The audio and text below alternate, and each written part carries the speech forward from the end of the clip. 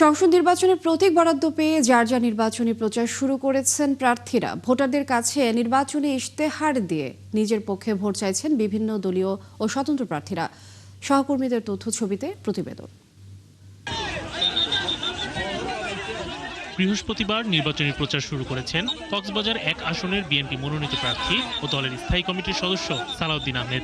এ সময় বিএনপির নির্বাচনী ইশতেহারের বিভিন্ন দিক তুলে ধরেন সালাউদ্দিন আহমেদ। আগামী ফেব্রুয়ারির 12 তারিখে আপনারা বিএনপির পক্ষে, ধানের শীষের পক্ষে সমর্থন জ্ঞাপন করবেন। আমরা আশা করি আপনাদের, আমাদের জনগণের, শহীদদের প্রত্যাশিত রাষ্ট্র নির্মাণ করতে পারব।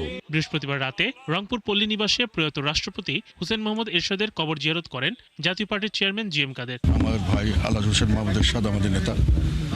আরএফএল চেয়ার বলে চেয়ার মানে আরএফএল চেয়ার, ক্ষমতার নয় সমতার চেয়ার। ওনার কবর জিয়ারত করলাম, আর তারপরে আমার মা বাবার কবর জিয়ারত করব। শেষ পর্যন্ত আমি কেরামতি মৌলানা কেরামত আলী জৌনপুরি রহমতুল্লাহ আলাইহি সালাম ওনার কবর জিয়ারত করে আমি সকলের দোয়া নিয়ে এই নির্বাচন প্রক্রিয়ায় অগ্রসর হতে চাচ্ছি। চাঁপাইনবাবগঞ্জেও নির্বাচনী মাঠে নেমেছেন বিএনপির প্রার্থীরা। চাঁপাইনবাবগঞ্জ 1 ও 3 আসনে বিএনপি চেয়ারপারসনের 2 উপদেষ্টা হারুনুর রশিদ ও অধ্যাপক শাহজাহান মিয়া আনুষ্ঠানিকভাবে তাদের নির্বাচনী প্রচার শুরু করেছেন। আপনারা যদি এদেশের স্বাধীনতা সার্বভৌমত্বে বিশ্বাস করেন, আপনাদের সবাইকে একমত হয়ে আপনাদেরকে ধানের শীষে ভোট দিতে হবে। দেশনেত্রী বেগম খালেদা জিয়ার আত্মার মাগফিরাত কামনা করে চট্টগ্রামের হাটহাজারীতে প্রথম দিনের গণসংযোগ শুরু করেন বিএনপির প্রার্থী ব্যারিস্টার মীর মোহাম্মদ হেলাল উদ্দিন। ধানের শীষের পক্ষে মানুষের গণরায় ইতিমধ্যেই তারা প্রকাশ করেছে তাদের সমর্থনের মাধ্যমে।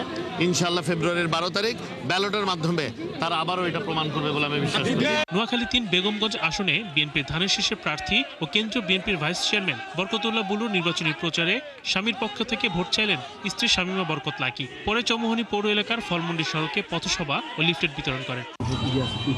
বৃহস্পতিবার বিকেলে 24 বিপ্লবের শহীদ মাহমুদুল হাসান রিজভির কবর জিয়ারতের মধ্য দিয়ে নির্বাচনী প্রচার শুরু করেন 10 দলীয় জোট সমর্থিত ও এনসিপির কেন্দ্রীয় সিনিয়র মুখ্য সমন্বয়ক আব্দুল হান্নান মাসুদ। তারপরে যদি মন্ত্রী হন। পটুয়াখালী 3 আসনে বিএনপির সমর্থিত সংসদ সদস্য পদপ্রার্থী ও গণ অধিকার পরিষদের সভাপতি নুরুল হক নূর নির্বাচনী প্রচার শুরু করেছেন। গলাচিপা উপজেলার সদর ইউনিয়নের কালিকাপুর নুরিয়া সিনিয়র মাদ্রাসা মাঠে আয়োজিত এক নির্বাচনী সভার মাধ্যমে এ প্রচার শুরু হয়। শরীফ আজাদ প্রীতম, 71।